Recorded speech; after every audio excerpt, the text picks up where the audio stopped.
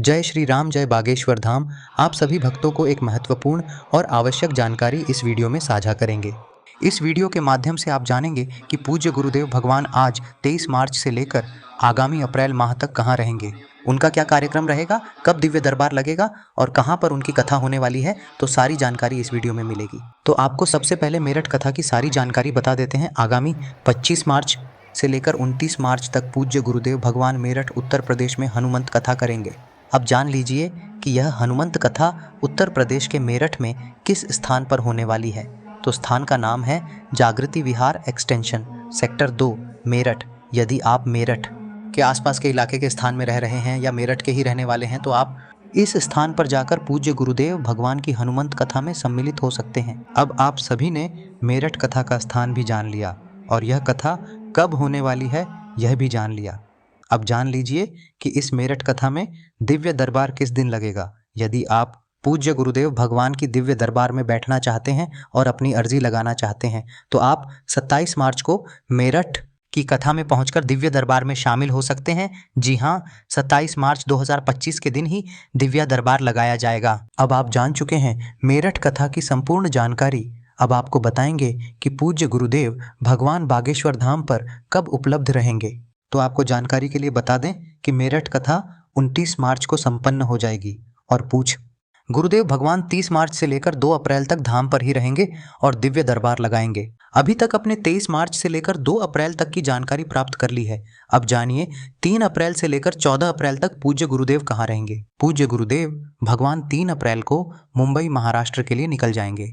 जी हाँ, आपकी जानकारी के लिए बता दें कि मुंबई महाराष्ट्र के थाने स्थान पर बालाजी सरकार का एक भव्य मंदिर बनकर तैयार हो चुका है और इस मंदिर के प्राण प्रतिष्ठा और भागवत कथा के कार्यक्रम में पूज्य गुरुदेव भगवान शामिल होंगे। यह कार्यक्रम 3 अप्रैल से लेकर 14 अप्रैल तक चलेगा, जिसमें 5 अप्रैल से लेकर 11 अप्रैल तक श्रीमद् भागवत कथा होगी। 8 अप्रैल से 14 अप्रैल तक प्राण प्रतिष्ठा अनुष्ठान होगा और 14 अप्रैल को प्राण प्रतिष्ठा कराया जाएगा। अब आप यह भी जान लीजिए कि इस कार्यक्रम के दौरान दिव्य दरबार किस दिन लगाया जाएगा। मुंबई के इस कार्यक्रम में 8 अप्रैल के दिन महादिव्य दरबार लगाया जाएगा। इसी दिन पूज्य गुरुदेव भगवान मुंबई में रहने वाले सभी भक्तों के बीच दिव्य दरबार लगाएंगे और सबकी अर्जी सुनेंगे। तो यदि आप महाराष्ट्र में हैं या मुंबई के किसी भी इलाके में हैं तो आप 8 अप्रैल के दिन दिव्य दरबार में अवश्य शामिल हो और अपनी अर्जी अवश्य लगाए। चलिए अब जान लीजिए कि मुंबई का कार्यक्रम समाप्त करने के बाद पूज्य गुरुदेव भगवान बागेश्वर धाम पर कब रहेंगे। मुंबई का कार्यक्रम 14 अप्रैल को समाप्त हो जाएगा।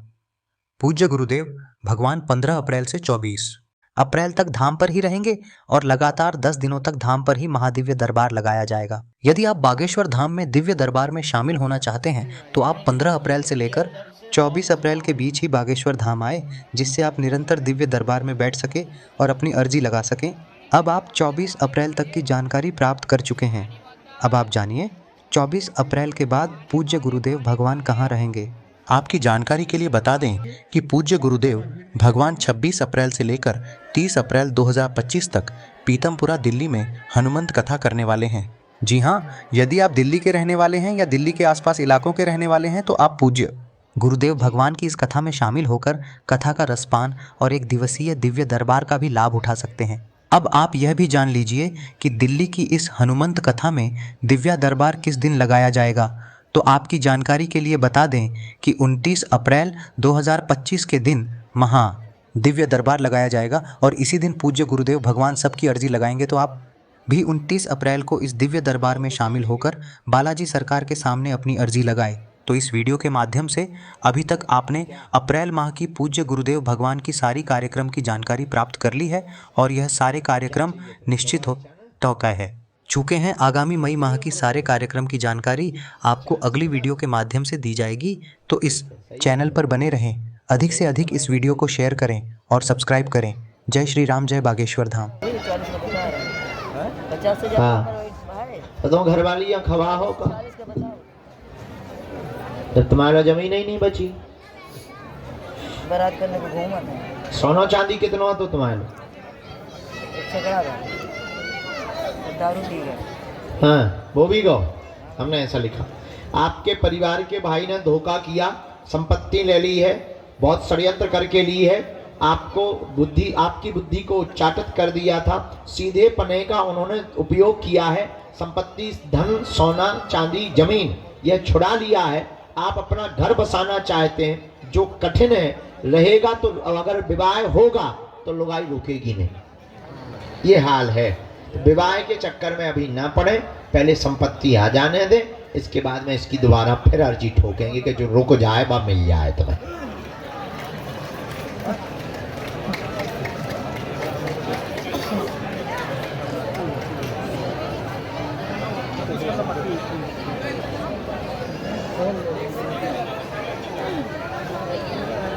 राजा है वो तो डर है,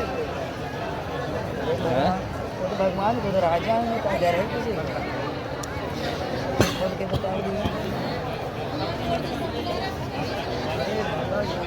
बड़े भाई हैं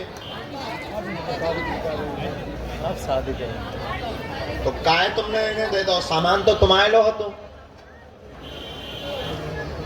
है, का कहने लगते हैं और तुमने दे दो। जमीन नाम करवा दी उनके, करवा दी। अब तुम हलवा खाओ, जब नाम हो गई तो कहता हूँ ये बाप से।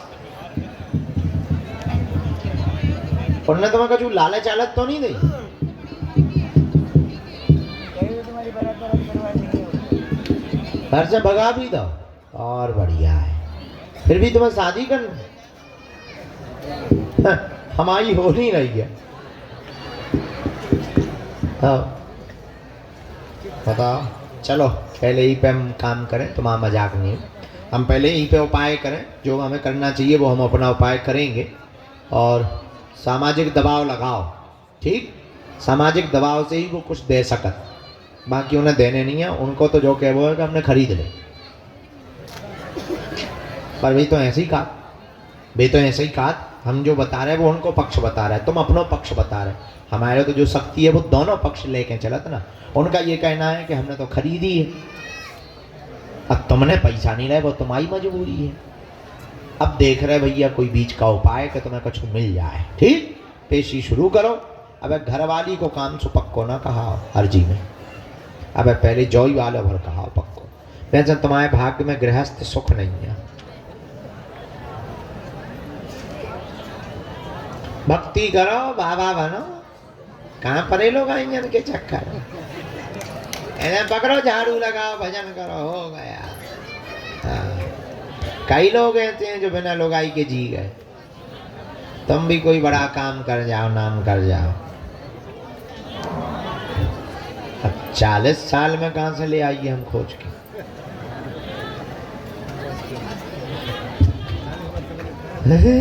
पहले हम तुम्हारा जो निपटारा करवाएं। एक बहन जी अभी वकील आई थी, वो कह रही थी कि हम तो आए थे अपने भाई के लिए, हमने सुना रजिस्ट्रेशन हो रहा है, हमारे भाई की शादी नहीं हो रही, उनका रजिस्ट्रेशन करवा लो। बोले लड़की कहाँ की? हम कही वो तो तुम्हें बुक करने हैं। उन्हें लगा कि हम लड़कियां भी बुक करवाते। हम कही जय हो माता, कहे हमारे फैक्ट्री है लगी। वहीं तो क्या है, मैच बंद करके बात करो। देखो तमाशे एक से एक। 2 महीना जाए, बताइए इस उम्र में मैरिज गार्डन बुक करना चाहिए ना? बैठे बहू रानी है तो हाँ? यानी तो आप कहे मैं दूसरी बुकिंग की तैयारी चल यही रही। सब बात बता रही हूँ। अच्छी बात आओ माता, कुछ मुसीबत वाली है। रामचंद्र भगवान की बुला ले भी नहीं था, हम नाराज हो जाए भी बैठी रहो तुम, हम जावे कि पहले तुम्हें बुला ले भी, तुम्हें हमारे प्राण नहीं खाने। माता जाओ सुन लो, मोरी बहन अच्छी दीदी है ते, बैठो बुला ले, अच्छी दीदी है ते। इतना भी धैर्य नहीं तुझमें, हम भूखन बैठे तो जो नहीं दिख रहा माता। ये बुला लियो तेजा प्राण खा ले बहना भाई। आओ माता, कहाँ से हो? पहली बार आई हैं? ओहो राम,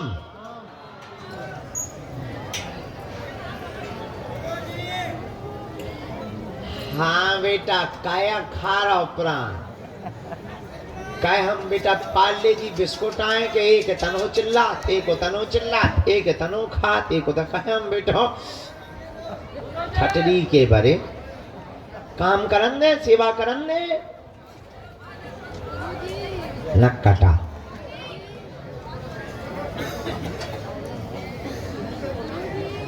राम